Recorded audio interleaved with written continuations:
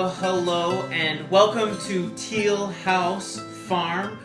This video is going to be titled something along the lines of what we learned our first year homesteading.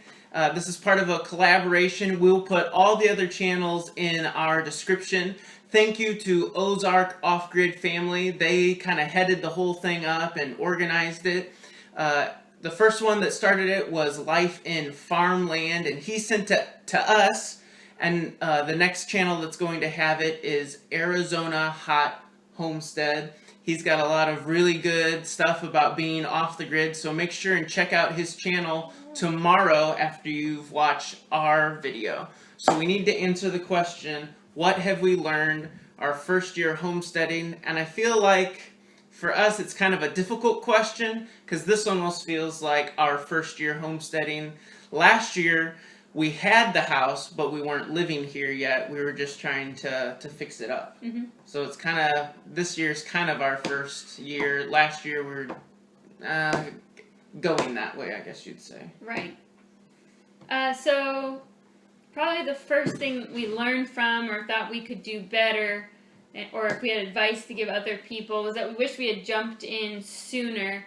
We owned this house for a year before we actually moved in because we were concerned about fixing it up and getting it just right. And looking back, that was kind of silly. We could have saved a lot of money had we moved sooner and not been living in town and coming up to the farm, as we called it, and just were living here and got rid of our house in town. Right, like our plan was to try and sell the house in town before we moved out here, which is a good idea, I think. Like, you don't want to put yourself into a financial bind at all. But, you know, like chickens and rabbits and some of those things, some of those kinds of animals, they're not like having maybe a milk cow, something that's quite as labor intensive.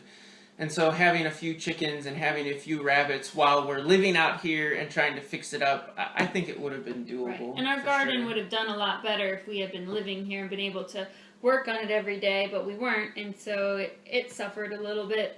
Plants that needed a lot of attention didn't do too well, but you know, like the squash and things that didn't need a lot of care, you know, they did okay. But right. living here sooner would have been smarter for our first year. Right, and Laura, last year too, when we were trying to do the garden and fix up the house a little bit, Laura was very pregnant with yours truly here. And also, at one point in time, our well pump wasn't working. It had some electrical problems. And so we were toting water up here for the garden. So through all of that, it probably would have been best if we were actually living here. It would have helped us get a better jump start on this year. And now we're kind of, I'm not saying we're starting from scratch, but we just feel a little behind. Yeah, maybe. We're behind a little bit. So what about something that we learned from last year, like that we did well and we feel like we'll continue doing? I think something we did well was that we're doing a better job with our money and saving money. We're not spending money.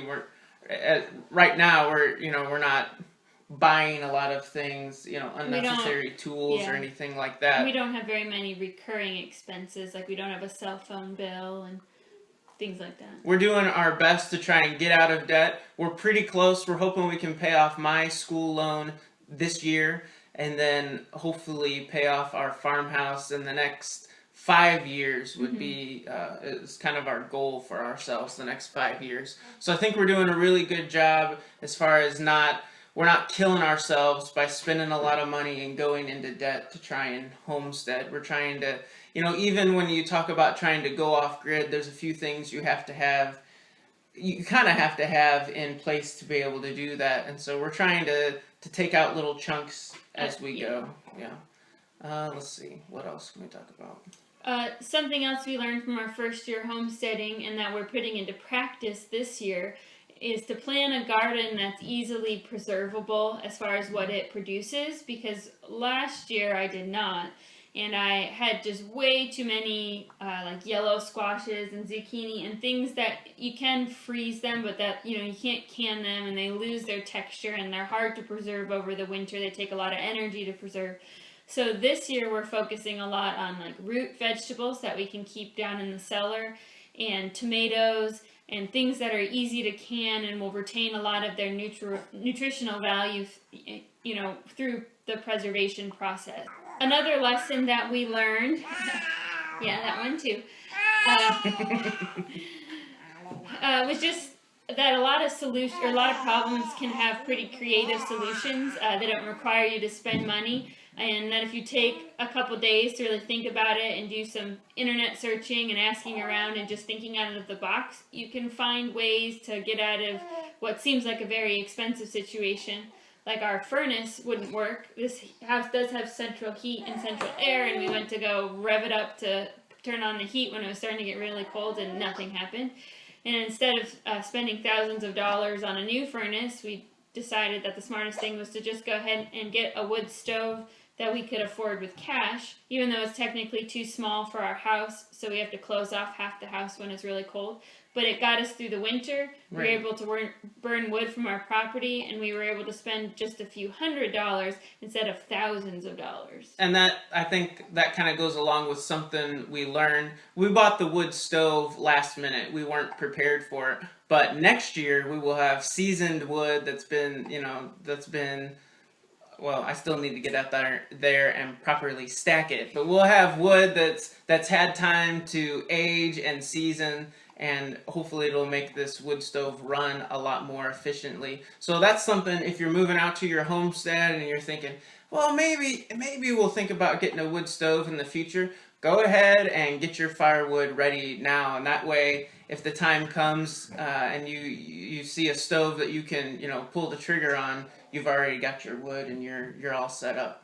The last lesson that I think we've learned through our first year homesteading is that farming or homesteading with small children requires a lot of patience and creativity, and that children are great helpers, but that you have to really slow down and let them help and be okay with it not being done correctly the first time and things like that. That it is a learning process.